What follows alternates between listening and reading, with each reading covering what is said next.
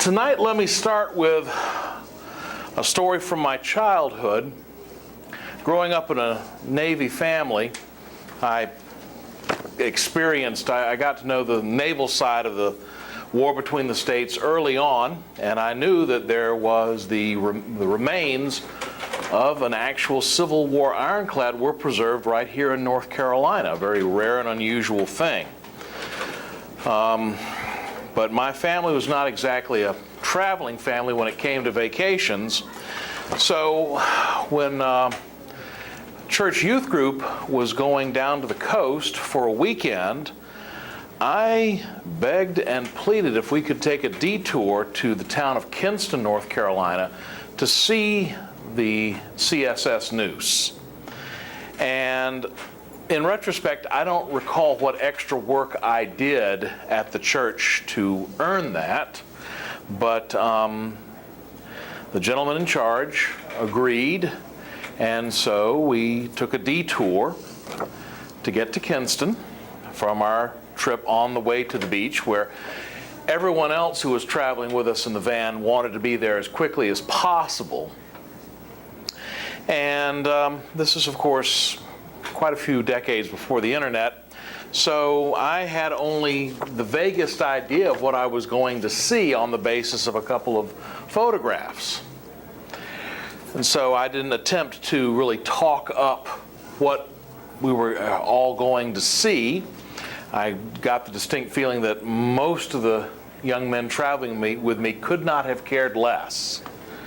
Historical amnesia is not a new problem with Sons of North Carolina, unfortunately.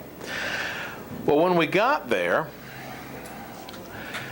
what it previously had been lack of interest really kind of put me as the butt of a joke, because if you've seen the Neuse, and you can readily tell this, all you have to do is type in CSS Neuse online on Google and hit images, what remains could charitably be called a skeleton.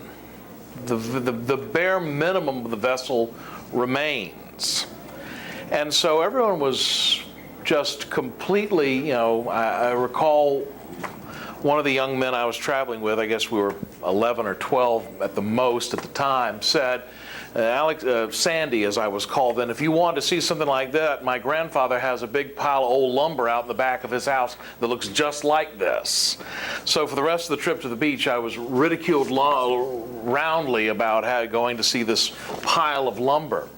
And that's the truth. If just the Neuse as she is today is hardly inspiring, although that is changing, and I'll get to that at the end of my talk. But all we're left with is, this is so often the case with the story of the Confederacy, all that we have remains is the skeleton, the remains, and they aren't very impressive always. And on that we have to build the real story, the glory, the human aspect, the heroism, because there isn't necessarily that much that we can readily see always to remember. Monuments, unfortunately, do not always inspire the way the people who commissioned them intended.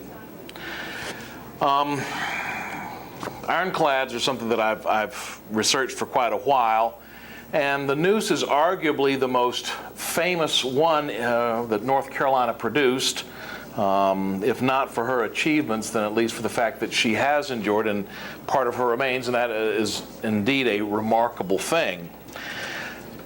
Talking about the Navy, the Confederate Navy, which always gets short shrift when compared to the land war, I want to start with a hypothetical situation to kind of help you understand what the Confederacy was up against in trying to create a modern Navy from literally nothing. If I were to hand you a big briefcase full of money and say, I need for you to run out right now and buy me a brand new car with all the latest features, the most up-to-date car you can find, you could probably do that. Get through the paperwork, find one fairly easily, do the paperwork, tax title, and all that. You could get the process perhaps done before I finish speaking. But if I were to hand you a briefcase full of money and say, I need for you to run out and get me an M1 Abrams tank right now, and please not a used one from the 80s. I want the current model with all the latest features. Well, of course, that's ridiculous. And yet that is basically what the Confederacy had to do. Consider how many components in the year 1861 would have gone into the construction of the most state-of-the-art, high-tech naval weapon of its day, an ironclad warship. You've got the steam boilers and the engines that they power. You've got to have the propellers, the rudder, the steering mechanism, of course the weaponry, big cannons, the armor plating to protect everything, and a hull and superstructure that are strong enough to contain and support all of this weight. And never mind, you also have to have a trained crew as well. Well, but where do all these components come from? You can't just go down to Walmart. You need the industrial capacity to be able to manufacture them. Of course, all the raw materials that they're going to be made from. You'll need an adequate transportation system to move the components around and a place to assemble them, and a skilled workforce to do all of these various incremental steps. Of course, all this is taking place in wartime when the economy and the manufacturing and transportation systems are already under maximum stress. Well, the main handicap for the new Confederate States Navy was the lack of shipyards in the South. And I'll add, typical fact, the South had less than 1/8 of the overall industrial capacity of the North at the commencing of hostilities, and this ratio did not improve over time. Beyond that, in the North, there were plenty of modern industrial shops capable of large-scale military production, and plenty of shipyards that could be converted over to military functions. Meanwhile, in the South, most of the South's manufacturing enterprises were almost completely small family operations intended to support the local economies, and in fact it would be just such amateur builders who constructed ironclads like the Neuse. Now, the first group of Confederate ironclads, led of course by the groundbreaking CSS Virginia, the former USS Merrimack, were built in large ports like Norfolk or New Orleans, or in North Carolina's case, Wilmington. And as Union forces took possession of many of these ports, builders were forced to construct their warships far inland, finding some clearable spot along a navigable river in where a warship could be built and floated out rather than a pre-existing shipyard. Ironclads built in these inland eras were shallow draft barge-like vessels mounting 2 to 4 guns, and they were intended to be used to defend the local areas in which they were constructed. And that describes the second group of North Carolina ironclads, which were contracted in the fall of 1862. By then, federal forces had occupied the Outer Banks of North Carolina for over a year, and by early 1862 they'd captured Roanoke Island and then steadily moved inward from there, conquering Elizabeth City, Edenton, Plymouth, Fort Macon, Beaufort, and New Bern, all the other North Carolina port cities, excluding Wilmington. Any hope of driving the federal invader from the North Carolina mainland would require control of the rivers which fed into the big Pamlico and Albemarle Sounds, and that's where the ironclads came in. Confederate Secretary of the Navy Mallory sought bids for the construction of 3 ironclads on different North Carolina rivers. On October the 17th, 1862, the Confederate Navy Department formally signed a contract with the shipbuilding firm of Thomas Howard and Elijah Ellis, both from New Bern, to construct an ironclad gunboat on the Neuse River, which would later be called the CSS Neuse. Her sister ship, the Albemarle, was also contracted about the same time. And the Albemarle had her own amazing story that's certainly worth another time, perhaps when we get together. The Warships Hull was supposed to be completed by March 1st, 1863. So work began at this tiny village of White Hall, which is now called Seven Springs in Wayne County, southeast of Goldsboro, right after the contract was signed. The ship's design called for it to be 158 feet long and 34 feet wide. It was built of yellow pine with oak added in certain areas that were most vulnerable to cannon fire, and then armor plate would go on top of that. And things got off to a pretty swift start. But Confederate naval officials were very worried that the construction site at Whitehall was vulnerable to attack, and indeed it was.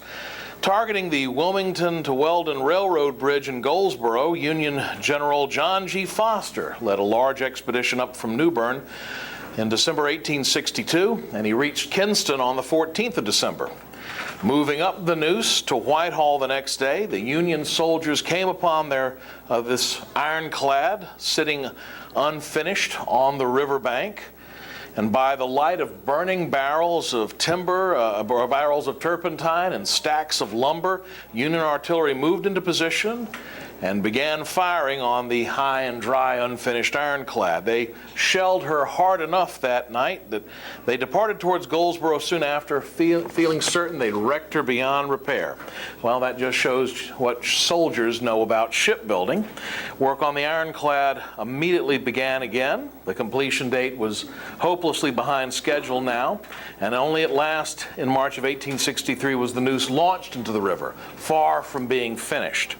The empty hull was taken downriver to Kinston for completion, but ongoing delays, chiefly from the lack of iron with which to build her armor, meant that weeks would go by with absolutely nothing happening, no deliveries of any needed materials.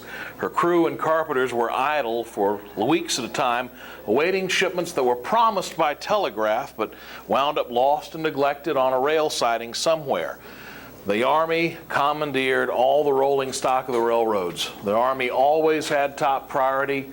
They would not hesitate to take items that were shipped for the Navy and actually unload them and dump them on the side so that rolling boxcars and flat cars could be put to use hauling supplies for the Army. So you can imagine, where are the supplies for the Neuse? Oh, they're scattered around at various rail sides all over hither, thither, and yon. You can imagine the blow this was to morale for the men of the Neuse, who were not only going to crew her later, but also were building her in the meantime, and they took to calling her the CSS Nuisance. At last, more supplies came in. Carpenters began working on her interior bulkheads over the summer. Of course, they have to be very, very strong, big pieces of timber to be able to hold up cannons and weight like that. And they suddenly discovered that the men who had originally built her upriver had left out a couple of important things. The holes in the hull to put the propeller shafts through, and so that entailed more delays, adding that to the hull. North Carolina Governor Zebulon Vance stepped in that he specifically ordered stretches of unneeded railroad track to be torn up and shipped elsewhere to be machined and rolled into armor plate, as long as it was going to be used specifically for the Neuse. Vance was all about any material for the war effort being used to benefit North Carolina. Those rails were first sent down to Atlanta to a rolling mill, although my research indicates that material from the Tredegar Works in Richmond and also from the Confederate Arms Factory in Selma also were used in the completion of the Neuse. So you're taking railroad iron and pounding it into 2-inch plate with 2 layers of that intended to be the armor for the Neuse. And once that shipment was ready, it had to be shipped back up from Atlanta to North Carolina, and then the Navy had to wait for the Army's permission to use the railroads. And then we're not done yet, because now the plates had to go to Wilmington to have holes drilled in them so they could be fitted onto the hull by a company called Hart and Bailey, and then they would be sent back up to Kinston by a roundabout trip eastward to get back to the Neuse River. While all this is going on, Confederate generals are impatiently waiting the day when the Neuse could be used to support a ground offensive against New Bern and the rest of the Union-occupied eastern portion of North Carolina. On the 2nd of January, 1864, General Robert E. Lee directed an important message To President Jefferson Davis, the time is at hand when an attempt can be made to capture the enemy's forces at Newbern.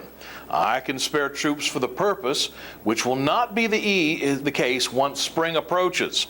A bold party could descend the Neuse at night, capture the Federal gunboats, and drive the enemy from their artillery works. Our gunboats, aided by the ironclad building on the Neuse, could then clear the waters of the enemy. Now, President Davis hardly approved of Lee's plan, although he told the commander of the Army of Northern Virginia that the ironclads probably would not be completed in time for any assault on Newbern. Lee responded, "I regret very much that the boats on the Neuse and Roanoke rivers are not completed.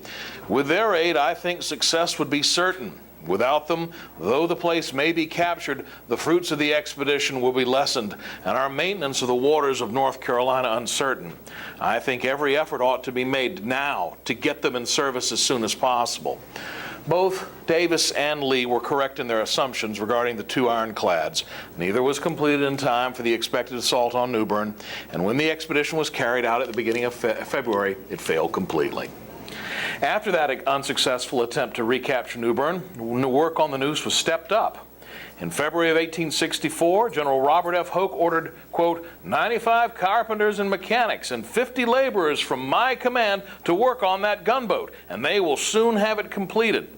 Hoke had supervisory responsibility over the Neuse and Albemarle and kept his men in the Kinston vicinity to provide actual protection for the Neuse while it was being finished. Unlike most Army field commanders, Hoke was not at all reticent in detailing his men to work for the Confederate Navy. Also in February of 1864, a Lieutenant Robert Minor was sent to Kinston by Navy Secretary Stephen Mallory, quote, to hasten the completion of the gunboat at all costs. The Secretary stated in his orders to the young lieutenant, the Neuse is delayed for want of iron, and to this point your special attention is called.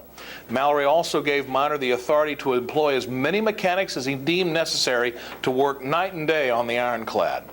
Not only were the men of the Neuse racing against time to participate in a new planned spring offensive against Newbern, they were also racing against Mother Nature. As the spring passed and the rains decreased, the level of the river was going to drop, and the ironclad would be trapped at Kinston.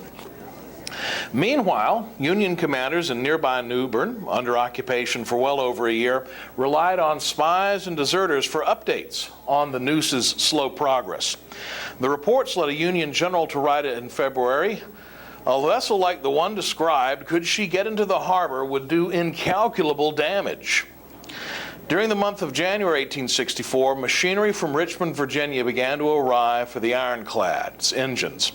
They were built in Richmond and were powerful enough to move the ship quite well, but the boiler providing all the steam for the engines was completely pathetic. There's some dispute as to the actual source of the boiler. According to the official records, it was taken from Pugh's Mill and was once in a factory in Newbern. A locomotive boiler may also have been used. The record is just unclear. Whatever happened, the end result was a mess that came from multiple sources, fashioned together from equal parts desperation and ingenuity. In mid-March of 1864, a proud South Carolinian assigned to the Neuse, Second Lieutenant Richard Baycott, wrote to his sister back home complaining about his crewmates and the slow progress on the ironclad. He wrote, her iron fixings are not done, her engines are not ready, her quarters and storerooms are not ready, and last but not least, the river is falling about 12 inches a day, and we will have to trust to Providence for another rise in the water when the vessel is finished. And finally, to complete our misery, we have a crew of long, lank tar heels from the piney woods. Our guns are mounted, and we drill the crew every morning at 5:30 o'clock. We have one or two good men, but I'm afraid the others can never learn anything about a gunboat. You should see them at work. It's too ridiculous. They are all legs and arms while working at the guns, and their legs get tangled in the tackles. They are always in the wrong place and always in each other's way. While the Neuse's officers were trained naval men, most of her enlisted men were in fact from the Army, having been transferred from General Hoke's artillery.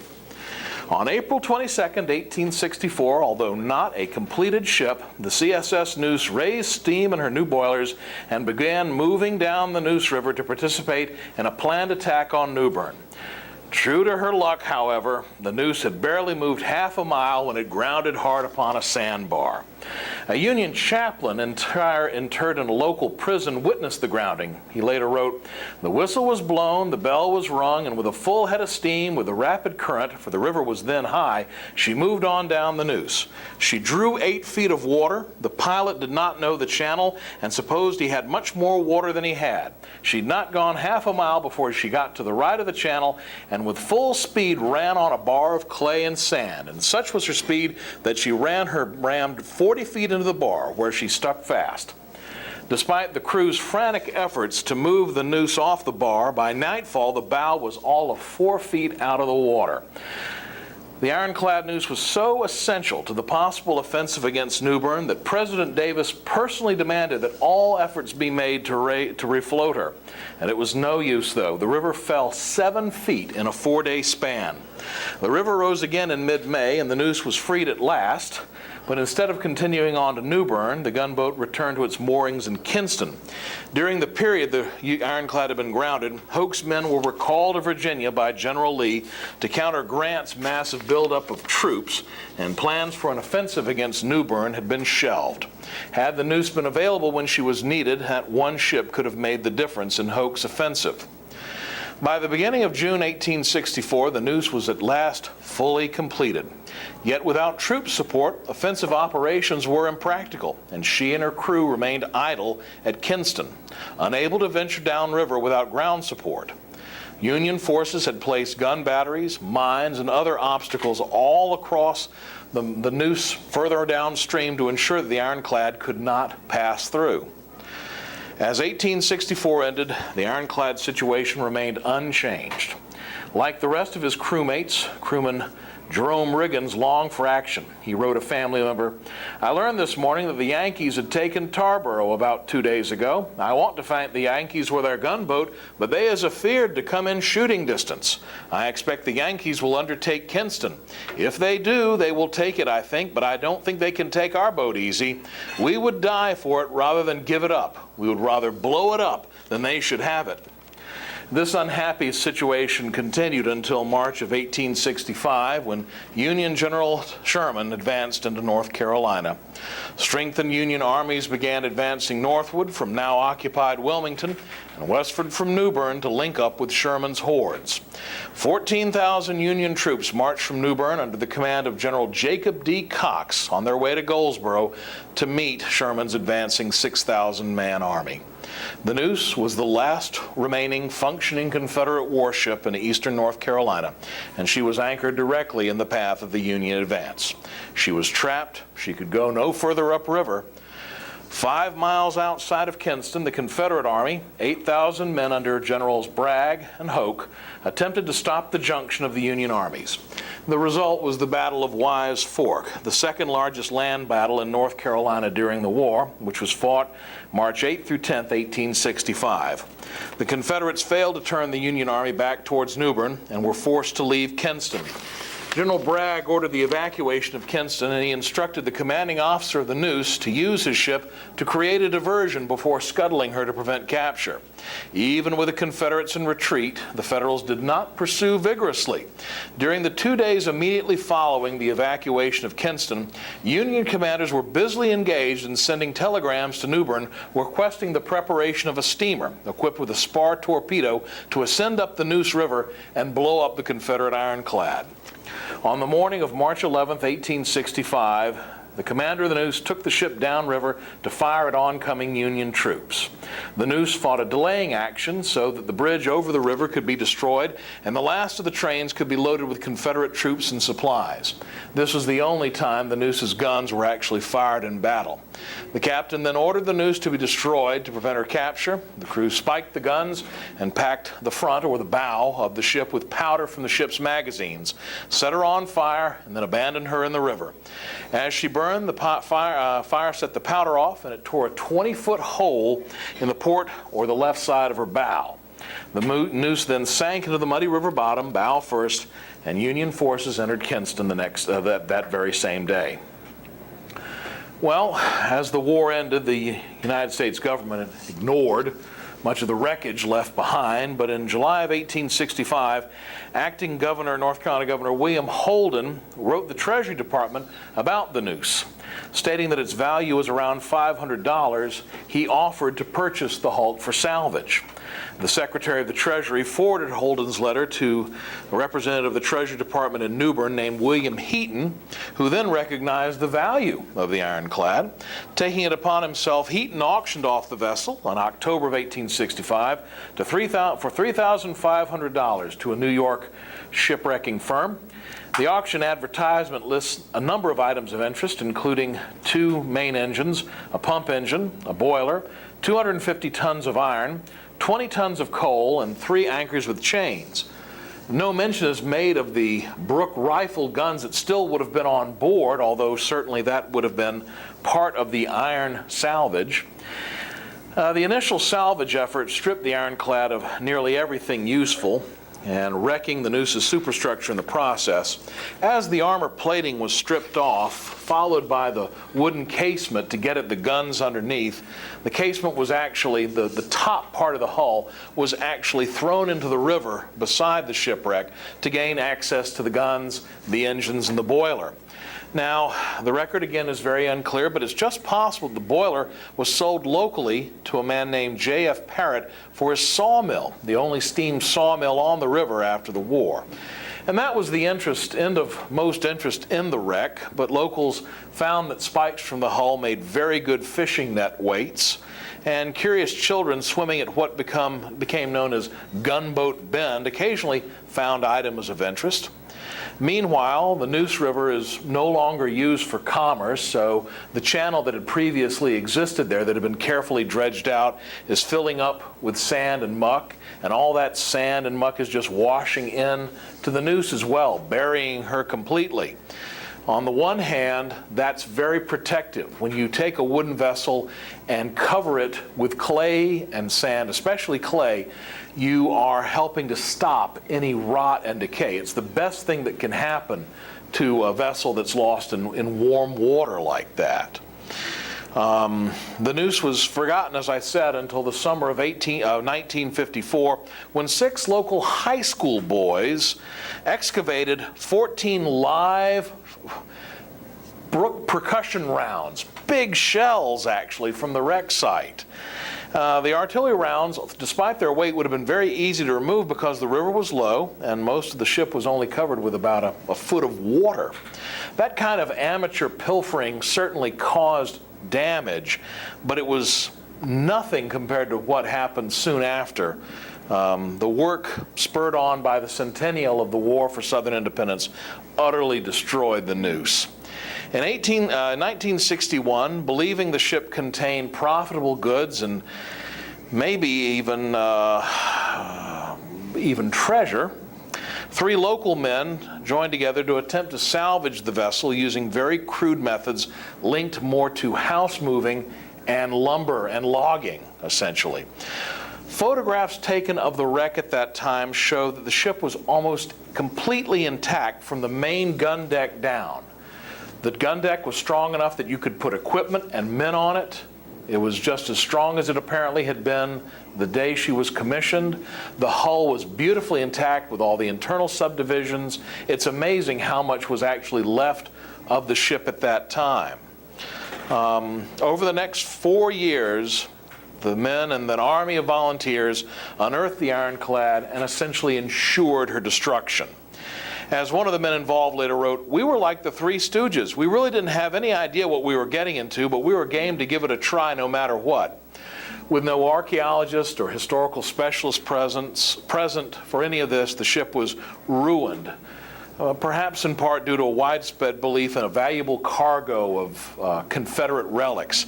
Talk of even the legendary lost Confederate treasury may have somehow gotten mixed into the story somewhere along the line. More interested in finding valuable artifacts than the ship's structure itself, timbers were torn out, removed, and discarded willy-nilly, either dumped in the river or often just burned as obstacles to be gotten out of the way. As a result, what remained of the casemate, the protected armored structure above water, the decking, the bulkheads, the stern post, all that was lost for all time. And archaeologists will tell you that it's important when you uncover artifacts to note where they were found, what was alongside with them. All this helps document everything from everyday life on the ironclad to many other questions we have about that time period. All that was impossible in the willy-nilly scramble just to tear through and try to find items of value. A scholar later remarked that if the noose had just stayed buried until she could have been recovered by professionals, it would have meant that she was the finest single artifact of the war, surpassing even the Monitor or the Hunley. The salvage effort was a circus completely, with squabbling of various parties over legal rights to whatever was found in the wreck. The original salvers ran out of money, gave up on their efforts. Others tried their clumsy efforts at raising the wreck, all with no effort in any kind of historical preservation. Lord knows just how much was lost. At last, in the spring of 1863, the ship's remains, now simply the bottom and portions of the side, were dragged up onto the river bank. Though the old gunboat was at last free of her watery grave, she was not at all free from continued peril. During the summer of 1863, the Neuse sat on the riverbank. She was allowed to dry out completely, rot. The timbers and planking along the sides of the hull began to warp and split under the hot summer sun. It's a pity, considering that when they came out of the water, they looked just like they did when they went into the water in 1865. And scavengers ripped off planks and pounded out spikes as souvenirs. Meanwhile, the task of moving the ruined hulk to a permanent home still lay ahead. At last, the state of North Carolina became involved, and in May of 1864, the Neuse was cut into 3 sections and relocated by truck nearly 5 miles to the nearby Governor Caswell Memorial. And I can tell you from photographs that I've seen of what remained even at that point being moved by truck compared with what survives today, at least a third disappeared over the next few years. The Neuse continued to sit out in the elements for several more years, prey to souvenir hunters, and even once she had a covering built over her site, it was often flooded by the river, hit by a number of hurricanes. None of that any good for preservation.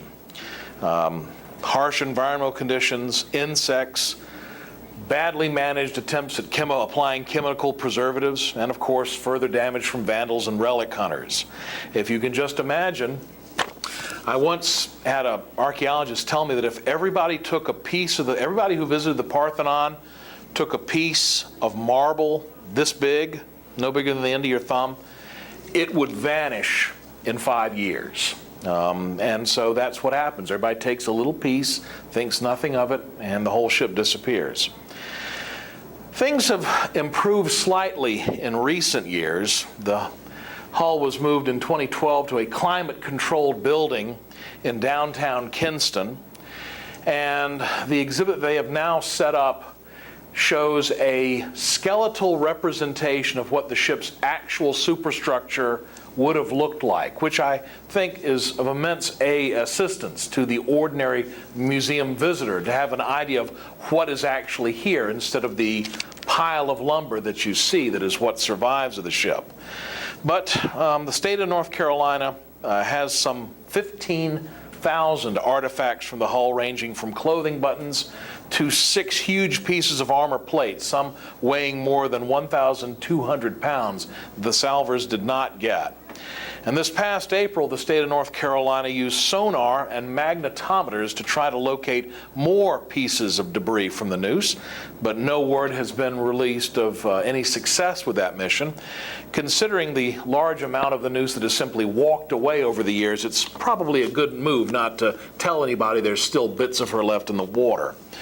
The wonder and appeal of the ironclads live on, even though they are overshadowed by the grandeur and glory of the war on the land. And volunteers in Kinston have built a full-size reproduction of the Neuse, despite an unending series of obstacles from local government. This reproduction is completely out of the water, but she is a wonder to behold, and to be able to walk through this ship and see it all in 3 dimensions, accurately as we can recreate it from existing plans, is truly astonishing. And it really puts the remains of the ironclad at the North Carolina State Exhibit kind of in context. I can talk all I want about these incredible scratch-built warships, but to see one recreated full size is truly breathtaking. I'll close with another personal story. Years ago, during the Cold War, I attended a lecture by a naval analyst on the very significant threat of the Soviet Navy.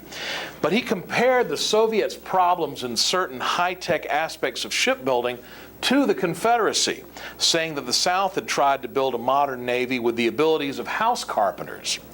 Well, that's an unfair slight to the South's Navy. The design of ironclads like the Neuse was perfectly suited to available resources in men and material.